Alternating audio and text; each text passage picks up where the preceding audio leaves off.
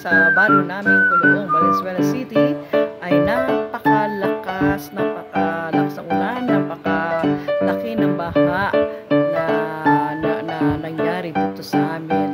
At mainam lang at wala pong nangyaring masama at ligtas po ang mga.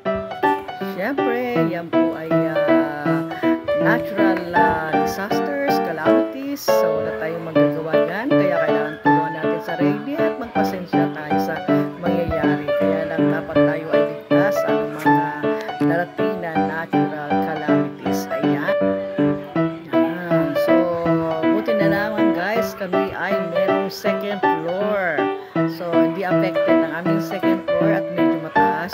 Lang pong sa baba ang maraming na nasirang gamit, nadamay ng mga gamit, lalo-lalo na po ang aking costumes. Kaya naglaba po ako, napakahirap po maglinis.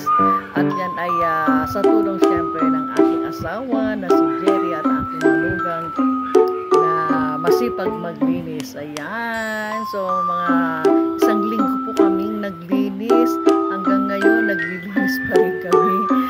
Magdadalawang linggo na, sa dami talaga. Grabe, marami rin kami natanggal na mga gamit. Dinagay namin sa basurahan.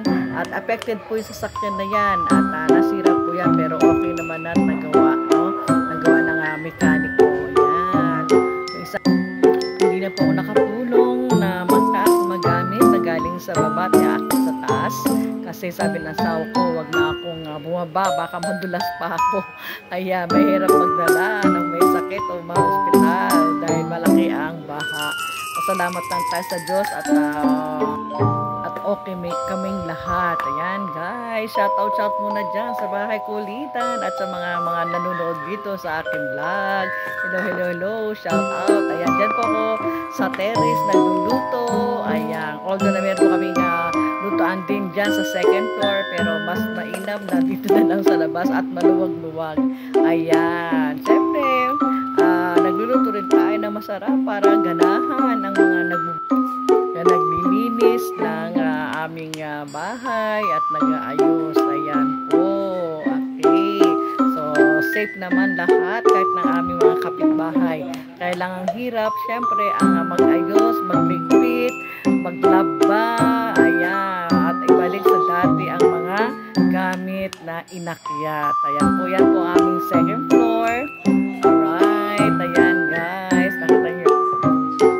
Okay, so ang tagal-tagal na rin panahon na binabaha rito, mga matagal-tagal, no? Kaya naisipan namin talagang mag-ayusin yung sa baba, no? And then, ayan, at naulit ngayon itong taon to. Sana wag na po maulit. Ayan, so kung ano man nangyari sa ating place, kung bakit tayo ay malaki ang binaha ngayon sa isang saglit ay ang taas ng baha. Siyempre guys, meron dalawang dam na binuksan para hindi naman maapektuhan yung atmosfera ang ating dam. So, okay lang.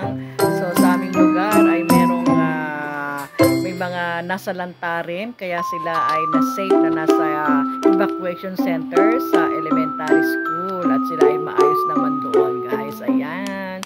So, nakita ninyo yan. Grabe.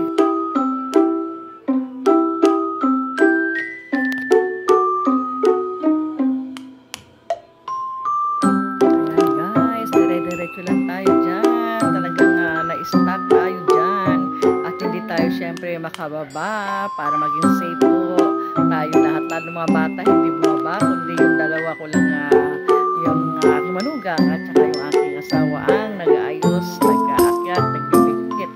So ayan pa rin, unti-unti naman naayos, naliligpit at hindi lang talaga masyadong mabilis kapag talagang tinatanggal na rin ng ko yung hindi na talaga kailangan. Ayan. Ang dami-dami talagang mga gamit na hindi kinailangan, kaya maraming naitapon na. Kaya sa labas ng aming sa kalsada, sa labas, ay ang daming mga kalat po, pati sa mga kapitbahay ay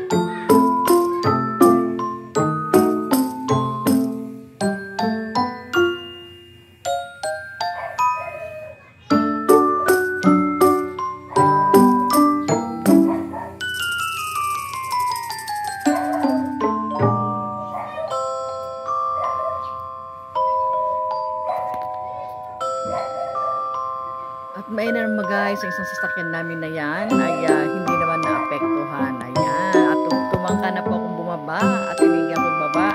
At medyo maayos-ayos na. Wala na masyadong baha. At ingat-ingat pa rin tayo guys. Baka tayo madulas. Ayan. Hindi ako nagpakita sa aking asawa dahil ako ay mapagalito dahil ako bumaba. Ayan. Naayos naman niya yan. Naayos, nalinis, na kahit pa paano na hindi nagmamadali. Ayan. Naayos niya guys. Thank you sa aking mahal na asawa. At napakabait siya po. Nag-iinsis niya lahat na yan. Ang naiwan lang dyan po yung bodega. Pagdating sa bodega,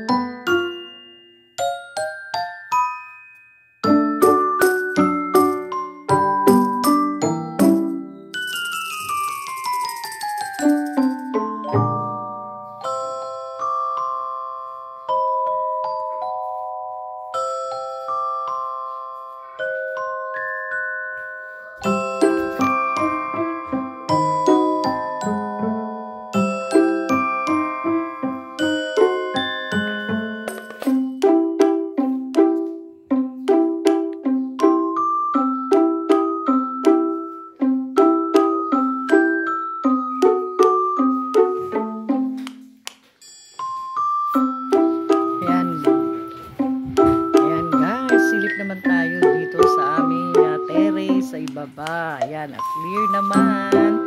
Ang aking videoke ay syempre dahil mataas ang baha, ang affected ang aking videoke. Hindi ko pa until now, hindi ko pa siyang nagagamit o na-check man lang. So, pang last na yun. Alright, yan po yung aming terrace. And then naman ngayon, tingnan natin sa likod ng aming bahay kung ano ang itsura. Okay. Yan. Silipin natin ang nasa. Ayan po. Okay. Again.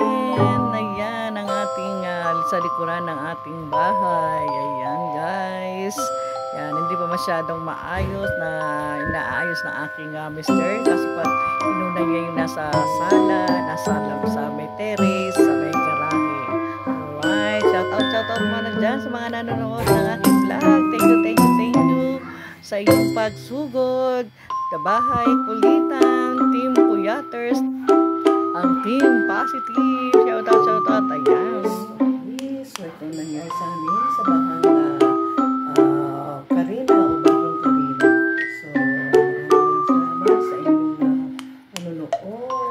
Thank you. Bye.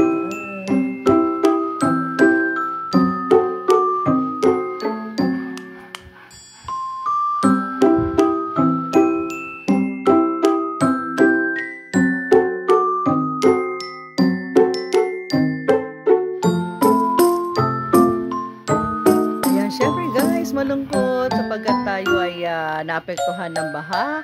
Pero tayo ay masaya sapagkat wala namang napahamak ng mga kasamahan sa bahay. At masaya dahil walang naapektuhan ng mga iba pang tao dyan sa aming barangay Bukuloong.